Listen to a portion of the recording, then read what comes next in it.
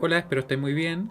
Este video viene a reemplazar la clase del día 21 de octubre. La verdad es que por un error de grabación solamente se guardó 3 minutos o algo de ese estilo. Así que vamos a revisar todo lo que se vio en la clase. Voy a hacerlo con el mismo nivel de detalle. Y cualquier duda que puedan tener me pueden escribir un mail o me pueden directamente escribir también en el foro de consultas, ¿ya? Así que partimos. Lo que vamos a revisar ahora son los capacitores e inductores, que finalmente son elementos de circuito capaces de acumular energía en su campo eléctrico. Estos elementos están construidos por medio de dos placas metálicas separadas entre sí por un dieléctrico y que se encuentran a una distancia determinada. Dicho dieléctrico puede ser de diferentes materiales, como se menciona acá, de aire, cerámica, poliéster, papel, y muchas veces es el material el que le da como el nombre al tipo de capacitor, porque existen muchos tipos de capacitores, ¿ya? Y por acá tenemos un diagrama de lo que sería un capacitor, claramente bastante simplificado, donde vemos que tenemos dos placas a las cuales nosotros aplicamos una tensión. En este caso está siendo aplicada por una fuente de tensión de valor V. Luego las placas quedan a una tensión o una diferencia potencial de V. Y vamos a ver que se van a empezar a acumular cargas positivas en una placa, cargas negativas en la otra placa. ¿Por qué? En realidad porque el dieléctrico no permite la circulación de corriente. Sin embargo, sí permite que se pueda manifestar un campo eléctrico sin inconveniente, ¿cierto? En este caso, en la siguiente dirección, que les voy a mostrar ahora. De hecho, vamos a cargarlo por acá. De hecho, sería justamente desde este punto hasta acá. Y ¿cómo va a ser la carga que se va a acumular? Porque aquí obviamente se va a acumular carga eléctrica. Va a ser igual a la capacitancia por el voltaje, donde la capacitancia vendría a ser la propiedad de nuestro capacitor que va a indicar qué tanta energía es capaz de acumular, ¿ya? Y qué tanta carga finalmente puede acumular entre sus placas. Tenemos también el símbolo del capacitor, ¿ya? Que ustedes lo pueden ver ahí. También hay otras versiones en las cuales se representa de una manera muy parecida, pero con un más y un menos, indicando que son capacitores que tienen polaridad. Ya son específicamente un tipo, que son llamados capacitores electrolíticos, pero para efectos prácticos y efectos del curso en realidad no nos va a hacer mayor diferencia y nosotros vamos a asumir que son elementos sin polaridad. Otro punto importante es que la capacitancia, que es medida en este caso en farad, solamente va a depender de las características constructivas de nuestro capacitor. Podemos ver que acá tenemos identificado el área, que se relaciona directamente con la capacitancia, porque en realidad entendemos que al haber una mayor área, vamos a tener un mayor espacio disponible para que se acumulen cargas, lo cual favorecería en este caso la capacitancia. Tenemos también que la permitividad del medio de nuestro dieléctrico estaría directamente relacionada con la capacitancia, debido a que tendríamos, cierto, que mientras más fácil sea imponer un campo eléctrico acá, más fácil va a ser que finalmente se acumulen las cargas. Tenemos también que la distancia va a influir de forma inversa, porque a mayor distancia se va a requerir finalmente un mayor nivel de tensión para poder entonces acumular las cargas, y eso se va a manifestar en realidad en que vamos a tener una capacitancia menor. Aquí tenemos escrito lo mismo, ¿cierto? Lo que les comentaba yo, que la capacitancia depende exclusivamente de las características constructivas del capacitor. También tenemos que los capacitores, y esto es muy importante, se oponen a las variaciones o cambios en el voltaje entre sus terminales. Piensen lo que es como, así como cuando nosotros trabajamos con la resistencia y decimos que se opone a los cambios en la corriente, o en realidad más que a los cambios en la corriente, perdón, sino que a la circulación de corriente, aquí vamos a decir que se va a oponer a las variaciones de la tensión, ¿ya? Y eso nos va a servir, por ejemplo, para crear diversos circuitos electrónicos que traten de filtrar altas frecuencias, por ejemplo. ¿Por qué decimos que eso ocurre? Porque una variación de la tensión, que podría ser una variación alterna en este caso, puede ser ruido también, al momento de llegar a este dispositivo que es el capacitor, que se opone a esas variaciones, va a ser un poco suavizada o incluso podría ser eliminada, si consideramos condiciones ideales, obviamente, ¿ya? También un punto bastante importante acá es que nosotros vamos a tener que las relaciones de tensión y de corriente en el capacitor, si que tuviéramos por ejemplo acá un capacitor con una corriente I sub C de T y una tensión B sub C de T, serían las siguientes. Tendríamos que la corriente sería igual a la capacitancia por la derivada del voltaje con respecto al tiempo.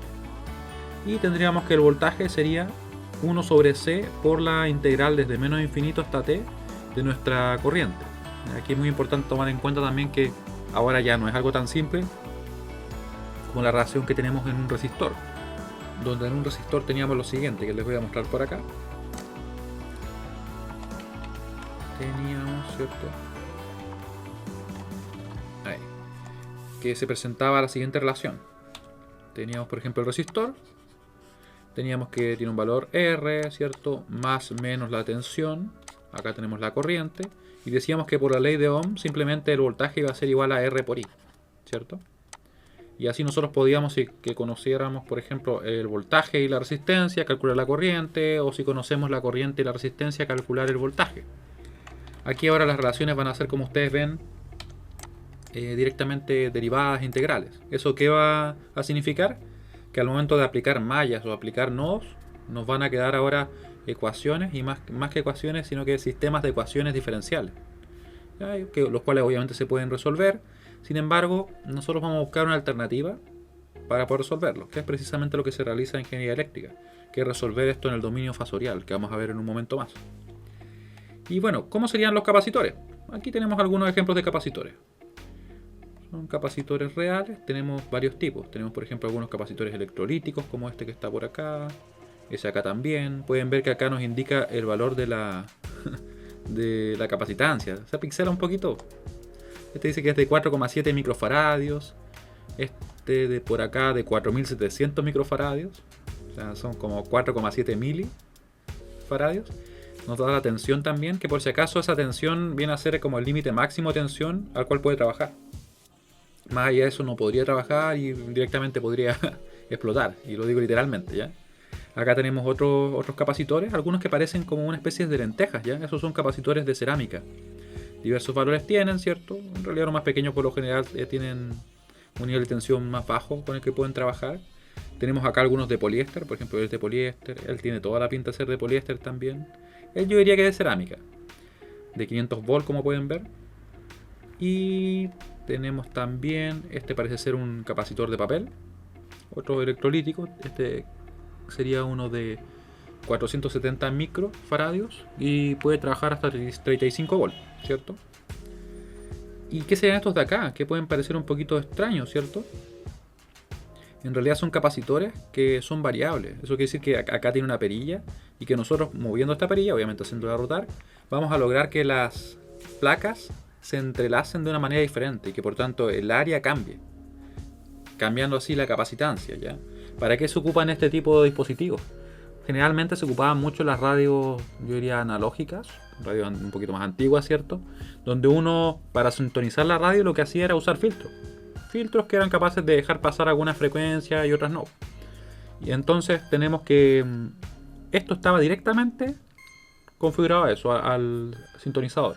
O estaba asociado al sintonizador, junto con otros elementos, lógicamente, ¿ya? Y bueno, así como tenemos los capacitores que acabamos de revisar, vamos a ver también los inductores, que los inductores serían elementos que son muy similares a pesar de ser diferentes, ¿ya? Vamos a ver que lo que hacen ellos en realidad es acumular energía en su campo magnético, así como los capacitores acumulan energía en su campo eléctrico. Vamos a ver que los inductores lo hacen en su campo magnético, ¿ya?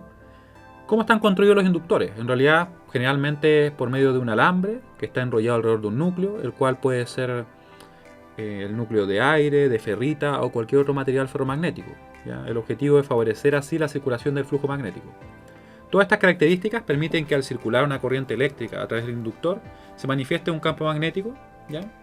Y además vamos a ver que en el momento en que un inductor es circulado por una corriente, lo que va a pasar es que este inductor se va a oponer a los cambios de dicha corriente.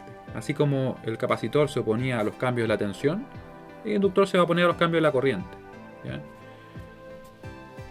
Tenemos que la propiedad que nos va a indicar cómo se comporta este elemento, ¿cierto? Y finalmente la capacidad de acumular energía en el campo magnético y de oponerse a los cambios de la corriente es la inductancia, ¿ya? Y que es medida en Henry. Y por acá tenemos el diagrama de una bobina, que sería un tipo de inductor, ¿ya? Tenemos que tener claro que en realidad existen muchos tipos de inductores. En realidad nosotros podríamos tomar un alambre, darle una vuelta y ya sería un inductor. O sea, tendría una inductancia asociada. Incluso un resistor la tiene. Sin embargo, es tan pequeña que puede ser despreciable, ¿ya? Entonces, para tener una inductancia que sea considerable, que sea relevante en un circuito, tenemos que tener una estructura como la que vemos acá, ¿cierto? Vemos que lo que está en azul sería el alambre, que está dando vueltas a través de este cilindro, donde ese cilindro sería el núcleo, un núcleo que podría ser de cualquier material. Tenemos algunas propiedades que son importantes, que serían el área de nuestro cilindro, ¿cierto?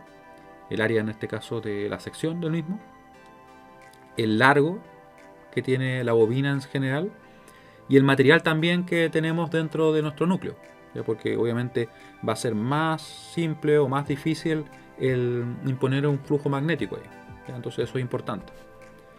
Tenemos el símbolo, que muchas veces se utiliza este, y en realidad nosotros en el curso vamos a usar ese, ¿ya?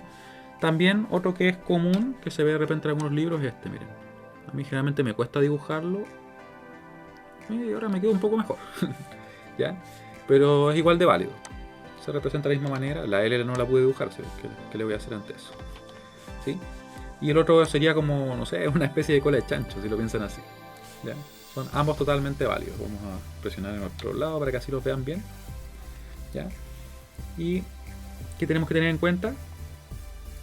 Cómo se calcula la inductancia para esa configuración de esta bobina. Recuerden que lo que estamos viendo ahora, que lo vamos a ver por acá, es simplemente la expresión para el caso particular de la inductancia de una bobina, ¿ya? Si fuera por ejemplo un toroide u otro tipo de inductor, podría ser diferente la expresión, a pesar que las características en realidad se relacionan de la misma manera, ¿ya? Me refiero a las características constructivas. Vemos que la inductancia para esa bobina, ¿cierto?, sería igual en este caso a la permeabilidad del material, o en este caso del medio que tenemos en el núcleo, ¿cierto? Y que se relaciona directamente, porque en realidad mientras más fácil sea imponer un campo magnético, mayor va a ser la inductancia. Tenemos también que las vueltas y el número de ellas influye mucho en la inductancia que vamos a tener. De hecho está elevado al cuadrado, como pueden ver ustedes. Y tenemos también que el área se relaciona directamente, porque se entiende de que si tenemos una mayor área vamos a poder hacer circular en este caso un flujo más fácilmente. Y tenemos por acá también el largo, porque vemos que va a ser más difícil que, o en realidad que esto va a afectar inversamente, ¿cierto?, a nuestra inductancia, porque va a ser más difícil que se imponga un campo magnético. ¿Y por qué se dice que es más difícil? Más bien tiene que ver con las pérdidas que se producen, porque nosotros tendríamos que el flujo que se presenta, por ejemplo acá, en realidad el campo magnético, ¿cierto?, que nosotros podríamos medir, del cual nosotros podríamos medir su flujo, va a tener esta forma, ¿cierto? O sea, tenemos que, si suponemos que acá está el polo norte y acá está el polo sur, veríamos que fluye así. Ahí, ¿cierto? Y además hay algunas líneas que no se cierran, o sea, tenemos líneas que quedan así, simplemente.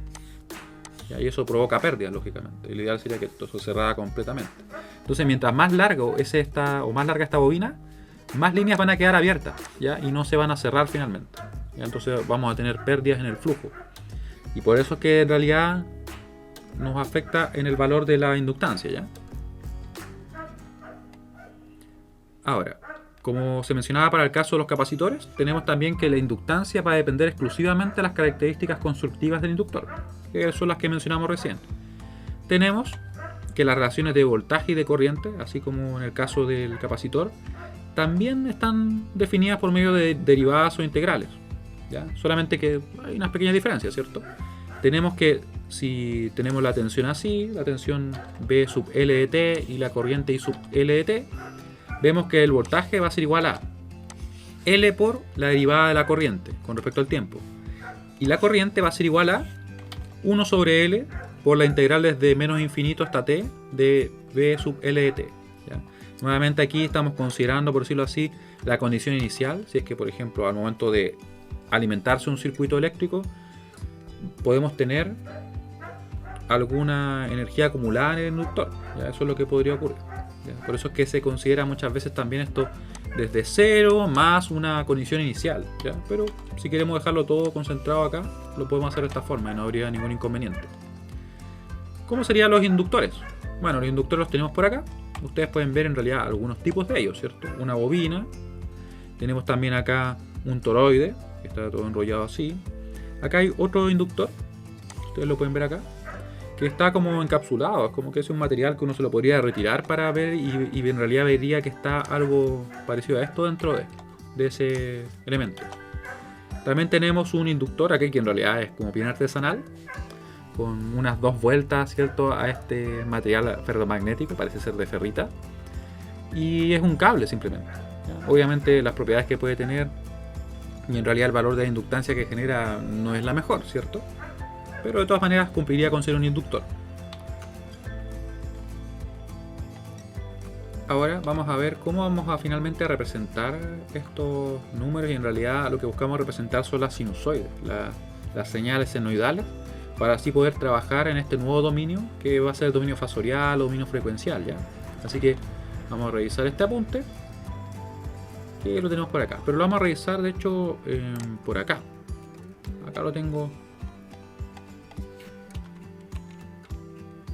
un poquito más acá. Ahí.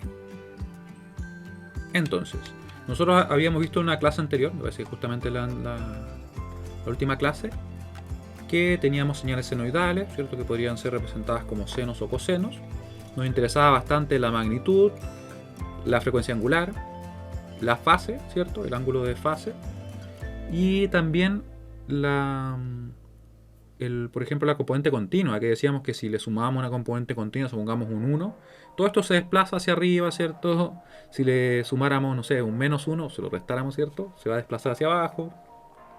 Otro punto importante es que la frecuencia angular se relaciona directamente con la frecuencia que nosotros, por ejemplo, usamos, así podríamos decir, en las redes domiciliarias, de la siguiente manera, donde tenemos que el f va a ser igual a 1 sobre t, donde t finalmente es el periodo, ¿ya? Que el periodo se mide en segundos, la frecuencia en hertz, ¿ya? Eso obviamente lo revisamos con más detalle en la clase pasada. De hecho, me parece que en la anterior a la pasada, ¿cierto?, porque en la última hicimos un repaso de números complejos, si recuerdo bien. ¿Ya? Entonces, ¿cómo vamos a trabajar con esto? Vamos a ver que las sinusoides se pueden expresar fácilmente en términos de fasores, ¿cierto?, que es lo que vamos a ocupar para esta parte del curso. ¿Qué sería un fasor primero? Un fasor es un número complejo que representa la amplitud y la fase de una sinusoide. Son muy importantes. Está el foco en la amplitud y la fase. La idea de la representación fasorial se basa en la identidad de Euler. Tenemos que en general podemos decir, ¿cierto?, que E igual a más menos J teta va a ser igual a coseno de teta más menos J seno de teta. Aquí es importante comentar que obviamente va a ser solamente o positivo o negativo. ¿Ya? Aquí están los dos casos juntos, por decirlo así. ¿Ya? ¿Y cómo vamos a partir con este tema para poder llegar finalmente a representar por medio de un fasor a una sinusoide? Vamos a partir de la siguiente idea, miren. Nosotros podríamos decir que este número que está acá, que ustedes ven ahí como coseno de teta, supongamos que es positivo simplemente, más j seno de teta, es un número complejo. Un número complejo que donde la parte real sería coseno de teta, que es lo que nos está siendo acompañado por el j, ¿cierto? Aquí está representado eso mismo. Y tendríamos que la parte imaginaria sería precisamente el seno de teta, ¿cierto? Que sería lo que acompaña el j. Y se quita el j, lógicamente. ¿Ya? Así que vamos a revisar lo siguiente. Vamos a esperar que cargue. Y vamos a ver cómo nosotros vamos a demostrar esto. Miren, vamos a tener por acá. Déjenme buscar donde quedó el apunte. Ahí está. Vamos a dejarlo por acá. Y justamente yo por acá tengo lo que vamos a usar. ¿Ya? Entonces nos vamos a quedar con esa expresión, con la ecuación 2 y la ecuación 3. Recuerden que lo único que hace esta ecuación es simplemente decirnos que la parte real de este número e elevado a j teta es igual a coseno de teta. Y que la parte imaginaria es seno de teta. ¿Ya? Eso es lo importante que tenemos que tener en cuenta en un principio. ¿Ya? Así que vamos a ver por acá. ¿Qué es lo que nos dicen? Nos dicen que dada una sinusoide b de t, que va a ser representada como bm coseno de omega t más phi, ¿cierto? Que yo tengo de hecho copiada acá la ecuación. Sería esta, ¿cierto? Vamos a ver que para poder representar entonces, ¿qué vamos a hacer nosotros? Miren, lo vamos a ver acá, para que así quede un poquito más claro, porque en realidad en el apunte como que está muy resumido. Vamos a tener que, supongamos que yo esto lo quisiera representar como una exponencial. ¿Yo qué podría hacer? Yo podría decir en realidad que esta exponencial que está acá, mirenla bien, tiene un valor máximo de Bm, ¿cierto? Finalmente la exponencial es e elevado a j, paréntesis de omega t más phi, ¿sí? ¿Por qué hago esto? En realidad porque convenientemente vamos a ver que si esto yo lo desarrollo, todavía no he hecho nada con la parte real por si acaso ya, simplemente lo vamos a desarrollar aplicando la identidad de Euler o de Euler. Nos queda así, ¿sí? Sería simplemente eso, coseno de lo que tenemos acá, más en este caso porque es positivo, ¿cierto? Por eso nos queda más j, seno de lo que tenemos ahí, ¿cierto? Del argumento que tiene en este caso o lo que está acompañando al j, para ser más preciso, ¿ya? Y eso que tenemos acá multiplicado por Bm, ahora sí, convenientemente, como les digo, vamos a considerar su parte real. ¿Y cuál va a ser la parte real? La parte real de esto, que tenemos aquí simplemente copié, ¿cierto? Va a ser directamente Bm por coseno de omega t más phi. Vale decir lo que no está multiplicando en este caso al j, o lo que no está multiplicado por el j. ¿Y qué sería eso? Precisamente lo que acabamos de definir, ¿cierto? Entonces quiero que veamos esa relación que existe entre la tensión, que estamos trabajando en este caso de forma genérica, ¿cierto? Que está acá, y la parte real de este número, ¿ya? Porque eso es lo que nos interesa. Finalmente podemos decir que esto es exactamente la parte real. Es como una forma media enrevesada de verlo, pero créanme que nos va a servir bastante ahora.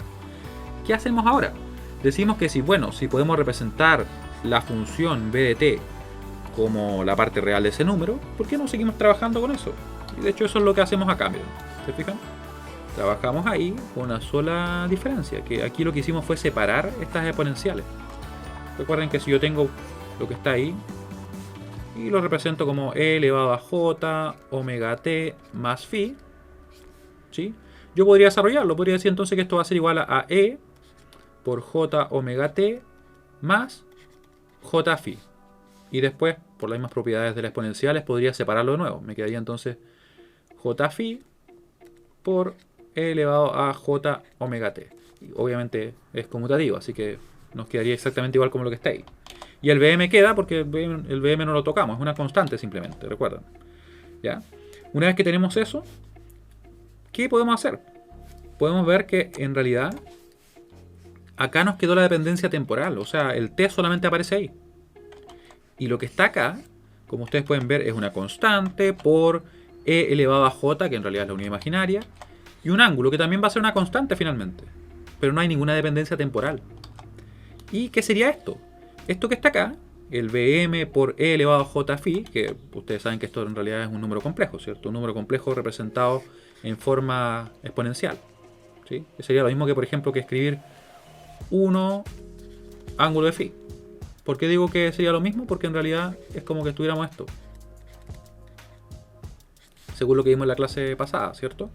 La magnitud y el ángulo.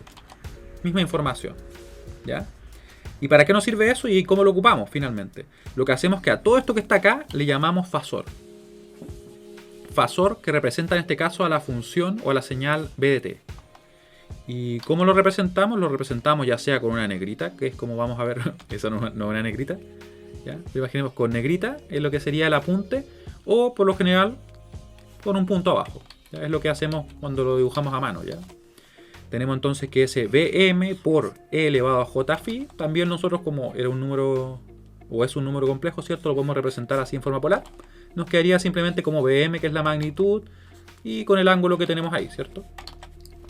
Donde una representación estaría en forma exponencial y la otra en forma polar, ¿ya?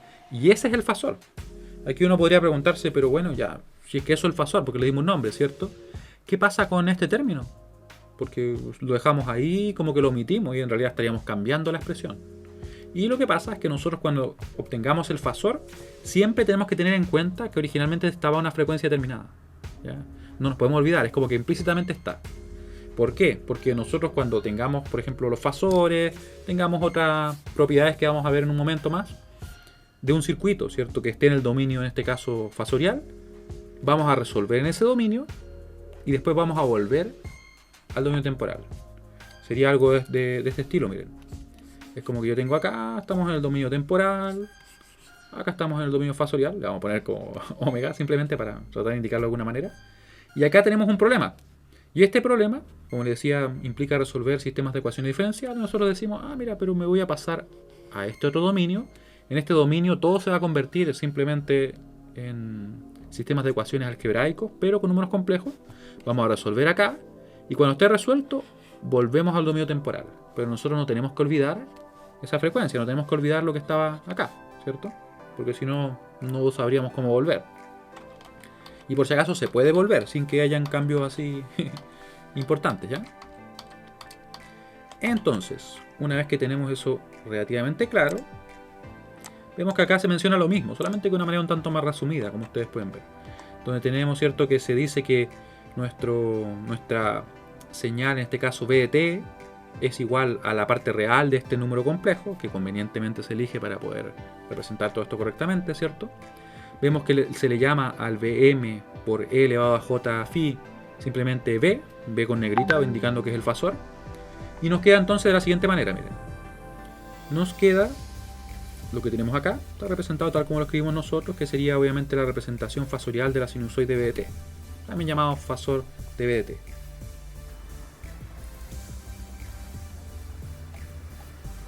Vamos a ver cómo trabajamos entonces con estos fasores, ¿ya?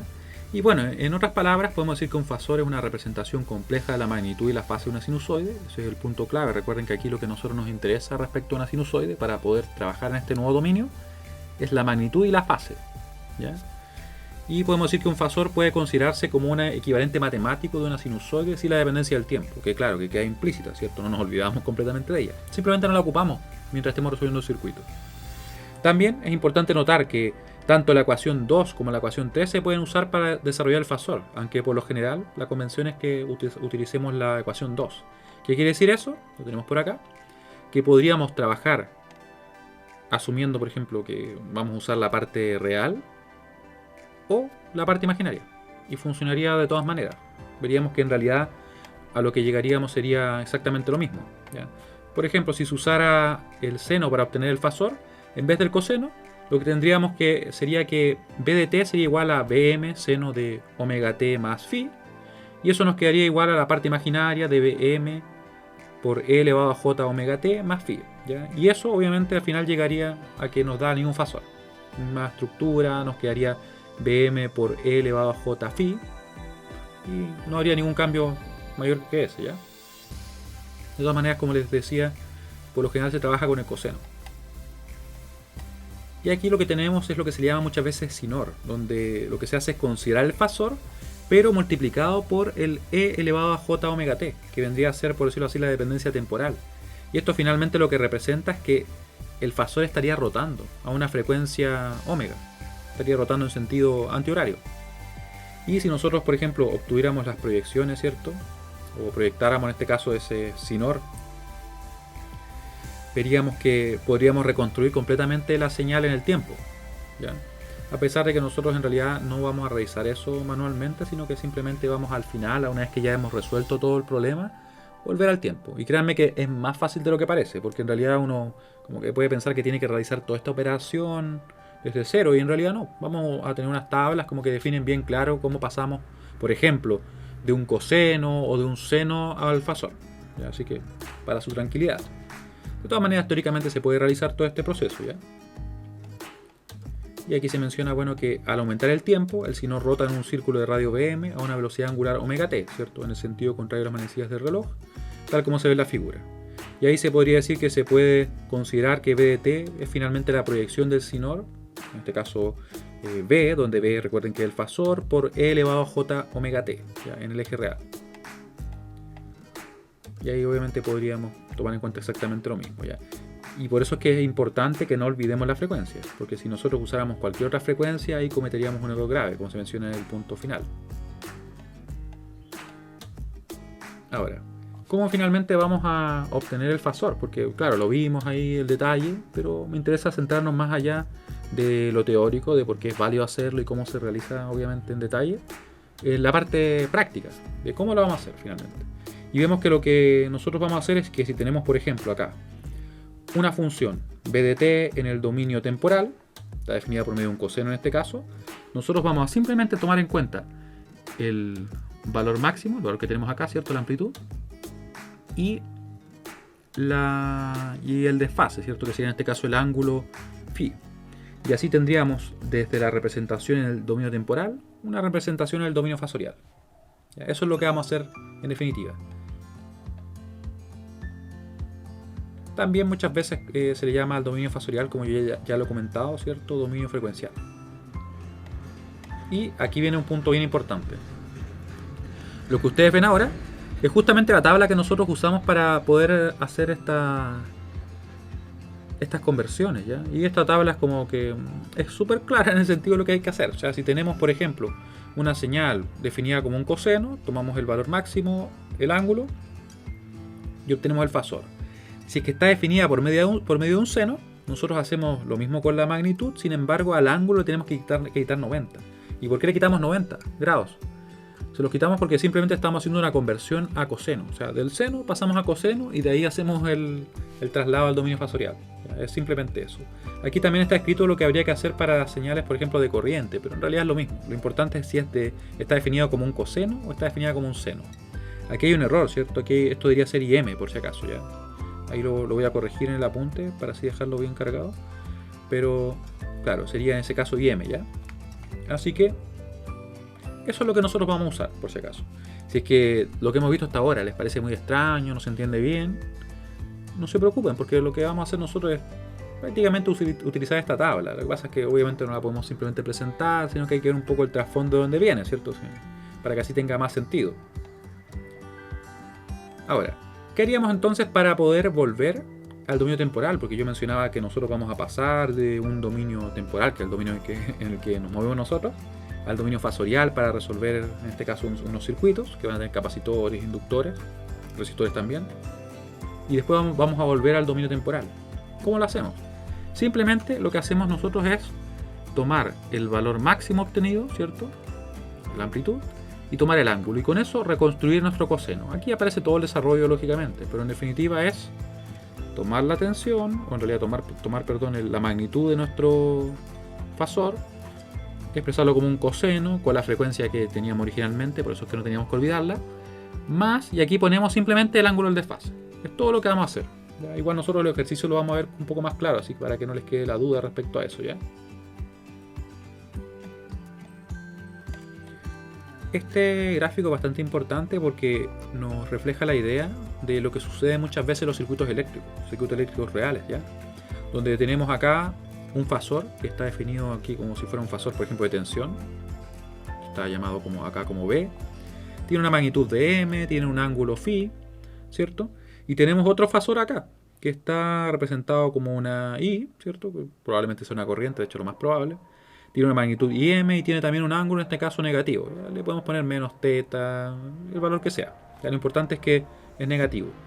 Y fíjense bien que si es que nosotros consideramos que en realidad estos fasores están rotando a una frecuencia angular omega, ¿cierto? Porque recuerden que el fasor es simplemente, por decirlo así, una foto. Una foto así como que si nosotros tuviéramos que la frecuencia no influyera en nada ahora. ¿Ya? Y de hecho no hubiera una dependencia temporal. Sin embargo, está, ¿ya?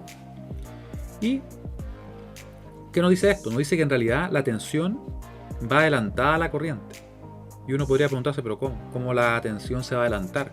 Y quiero que lo piensen de esta manera. Es como que si yo tengo un circuito eléctrico, yo voy, le conecto una fuente de alimentación, lo enciendo por ejemplo, le pongo la tensión en el tiempo cero y la corriente no empieza a circular inmediatamente, sino que tarda un tiempo. Podrá ser un tiempo muy pequeño, quizá milisegundos, quizá menos que eso, incluso podría ser mayor, pero lo importante es que no parte inmediatamente, ¿ya? Sino que tarda un poco. Y eso produce este retardo en la corriente. Y uno podría decir, ¿pero eso realmente ocurre? Y la verdad es que sí ocurre. Por ejemplo, probablemente las máquinas eléctricas que uno tiene en la casa no lo ve o no es tan evidente, pero no sé, pensemos en una batidora, de repente en una centrífuga, equipos de ese estilo, ¿ya? Uno, por ejemplo, los alimenta y como que tardan un poco en empezar a moverse. Y mientras más grandes son, por ejemplo, los motores, ahí es donde más se aprecia, ¿cierto? Más grande es ese delay. Podríamos ver que, por ejemplo, en el caso de motores grandes, así muy grandes, me hablo a nivel industrial, ahí el tiempo es notorio. Ahí uno fácilmente nota que lo alimenta y se demora un poco en empezar, como que tiene que romper la inercia primero. Y de hecho eso genera también un pic de corriente inicial, en este caso la puesta en marcha de los motores. o de algo que sucede en la realidad. ¿Ya? Así que ahí tendríamos un ejemplo de cómo es que realmente se puede trazar una señal, en este caso un fasor de corriente respecto a una tensión. Podría pasar al revés también. ¿Ya? ¿Cómo se llama este gráfico? Finalmente, diagrama fasorial, porque se ven finalmente nuestros fasores y cómo se relacionan entre ellos. Y ahora estamos llegando a un punto, yo diría, bastante importante, donde vemos que otra de las ventajas que nos entrega el pasar del dominio temporal al fasorial, y que de hecho es finalmente la que desemboca en que nosotros lo hagamos, es que una derivada en el dominio temporal finalmente es solamente un producto en el dominio fasorial. ¿Cómo así? Vemos que si tenemos, por ejemplo, la derivada de B, que podría ser una tensión respecto al tiempo, en el dominio, eso en el dominio temporal, ¿cierto? En el dominio fasorial sería simplemente multiplicar el fasor por j omega. Y con eso tendríamos el mismo efecto. De la misma manera, una integral en el dominio temporal, ¿cierto? En el dominio fasorial sería una división por j omega. Una división obviamente del fasor. ¿Ya? ¿Cómo es que se puede realizar eso? Bueno, miren, acá nosotros tenemos la demostración de cómo se puede comprobar de una función cualquiera, b de t, donde finalmente se observa que la derivada corresponde únicamente a un producto de j omega por el fasor. Y uno entra al detalle de explicar como paso a paso, pero si es que por ahí les llama la atención y quieren ver cómo es que es válido eso, ¿cierto? Aquí está toda la demostración, están todos los pasos. Si aún así les quedara alguna duda, me pueden consultar y yo les voy a responder con todo gusto, ¿ya? Lo mismo tenemos por acá, la demostración para el caso de la integral, ¿cierto? A partir de una función normal acá, una función senoidal, bm coseno de omega t más phi, y llegamos que en definitiva la integral es equivalente a dividir en este caso por j omega, ¿ya? Y es una gran ventaja. ¿Para qué nos sirve eso? Bueno, en realidad nos sirve para poder trabajar ahora con los capacitores, con los inductores, porque si ustedes recuerdan, lo que estábamos viendo al principio de esta clase, es que la relación de tensión y corriente entre los capacitores, entre los voltajes y corrientes de los capacitores e inductores, ¿cierto? Esas relaciones, ahora ya no son simplemente productos o divisiones, sino que son integrales y derivadas. Entonces por eso es que nos conviene pasar a este dominio y finalmente se va a convertir todos los problemas y todas nuestras ecuaciones o sistemas de ecuaciones diferenciales se van a convertir en solamente ecuaciones algebraicas, ¿cierto? Con números complejos, sí, pero algebraicas, al fin y al cabo. Bien. Un punto importante también a comentar, y más que nada a recordar, porque lo hemos mencionado anteriormente, es que los inductores se oponen a los cambios de corriente y los capacitores se oponen a los cambios de tensión o voltaje. Eso es algo que quiero que de todo lo que vimos arriba les quede claro. Y aquí pueden encontrar, ¿cierto?, la tabla, que finalmente lo que nosotros vamos a usar de forma práctica para resolver los circuitos va a ser esto. Va a ser que, en definitiva, si tenemos una sinusoide, en este caso un coseno en el dominio temporal, lo vamos a pasar de esta manera al dominio fasorial. Y lo mismo ocurre con el seno, ¿cierto? Aquí está replicado dos veces porque se considera como que si fueran tensiones y si es que fueran corrientes, pero en realidad es lo mismo. Lo importante y la clave está en si son cosenos, pasan tal cual, voltaje máximo, en este caso la amplitud y el ángulo. Ven ustedes que pasa lo mismo acá. Y si es que son senos, tenemos, ¿cierto?, la amplitud y al ángulo le quitamos 90 grados. ¿Ya? Ahí no hay que olvidarse porque si no, ahí cometeríamos un error. Y ahora, ¿qué nos falta? Y con esto vamos a ir cerrando por hoy día. Es la impedancia, ¿ya? La impedancia, piensen lo que es una propiedad de algún elemento en un circuito eléctrico, donde vemos cómo el elemento se opone a la circulación de corriente, pero no solamente continua, como hemos visto nosotros hasta ahora, sino que también a la corriente alterna. ¿Cuál sería la componente que me indica a mí cómo se opone a la corriente continua? Sería precisamente la resistencia. Ustedes pueden ver que en realidad la impedancia es como una propiedad más genérica, o una propiedad genérica que incluye la resistencia. Y tendríamos también la reactancia, que sería aquella propiedad que me va a indicar a mí qué tanto se va a oponer un elemento a la circulación de corriente alterna, ya que para nosotros va a ser senoidal, ¿cierto? Pero el punto principal es que es alterna finalmente, ¿ya? Y claramente, como ustedes pueden ver, vemos que acá que Z es igual a R más JX. O sea, en definitiva es un número complejo, ¿cierto? La impedancia es un número complejo, que se puede representar así como hasta ahora en forma rectangular, o se podría representar en forma polar como este número que tengo acá, ¿cierto? Esta podría ser una impedancia de algún elemento 5,623 con ángulo de 30. Totalmente válida. El J lógicamente es raíz de menos 1. Y vemos que las impedancias también se pueden agrupar tal cual como los resistores. O sea, a pesar de que es algo nuevo en sí, lo vamos a poder operar de la misma manera. Solamente es que ahora van a ser números complejos. Esa es la única diferencia y la más grande en realidad. Tenemos también que tener en cuenta que en Chile la frecuencia que se tiene es de 50 Hz, en Estados Unidos de 60, en Europa también es de 50, ¿cierto?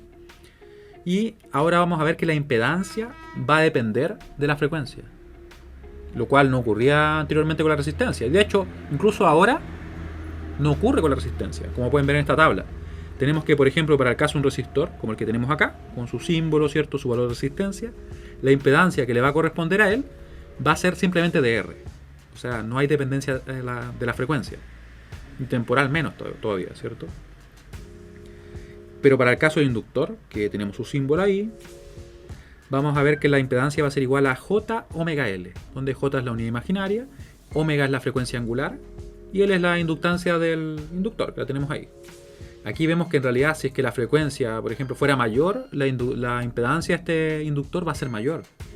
Si la frecuencia fuera menor, su impedancia va a ser menor. Claramente depende de la frecuencia. Y si tuviéramos más de una frecuencia en el circuito, deberíamos considerar lo que pasa para cada una de ellas. Eso igual es algo que vamos a ver más adelante, probablemente unas 2 semanas más adelante, ¿sí? Quizá un poquito menos en realidad. Y el capacitor, como pueden ver ustedes también, su impedancia se obtiene a partir de la siguiente expresión: 1 sobre J omega C, donde J es la unidad imaginaria, el omega es la frecuencia angular y C sería la capacitancia del capacitor, ¿ya? También aquí tenemos que su impedancia, vale decir que tanto se opone a la circulación de corriente eléctrica en general, ya sea corrientes continuas o corrientes alternas, va a depender de la frecuencia. Aquí vemos que en realidad a una mayor frecuencia angular tenemos entonces una menor impedancia, ¿cierto? Y si es que tenemos una menor frecuencia, vamos a tener una mayor impedancia. ¿Qué vamos a hacer en la próxima clase? Vamos a calcular un circuito eléctrico y en realidad lo que vamos a hacer es un circuito formado por capacitores, resistores e inductores. Vamos a calcularle su impedancia equivalente, pero no solamente para una frecuencia, sino que para más de una, y vamos a ver que son realmente diferentes, ¿ya? Así que espero que cualquier duda que puedan tener me lo hagan saber, me consulten directamente por mail o en el foro de consultas. Y bueno, nos vemos el próximo viernes. Espero que estén muy bien. Chao, chao.